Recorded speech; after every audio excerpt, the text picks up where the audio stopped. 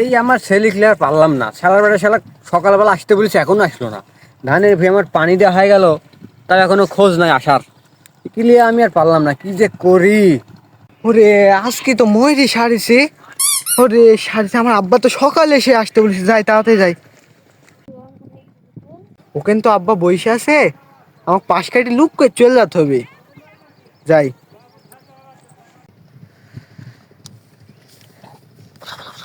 এই যাই যাই দাদা, তুই যে সকালবেলা আসতে বলছি আমার সাথে, এখন আসছিস কিসে লাগি? আরে আব্বা আর ভুললো না, এই চ্যানেলে একটা ভিডিও এডিট করতে লাগিয়েছিলাম, এই কারণ দেরি হয়ে গেল। এসব বাদ দিয়ে ইউটিউব ইউটিউব বাদ দিয়ে এডিট মিডিট বাদ দিয়ে আমার সাথে মাঠে কামলা দে, কাজে দিবে। আব্বা এটা তুমি কোনো কথা বললে? হ্যাঁ, এরকম আমি জমি হাজার হাজার টাকা কিনতে পারবো, আমার ইউটিউবে লাখ লাখ সাবস্ক্রাইবার, হাজার হাজার টাকা ইনকাম।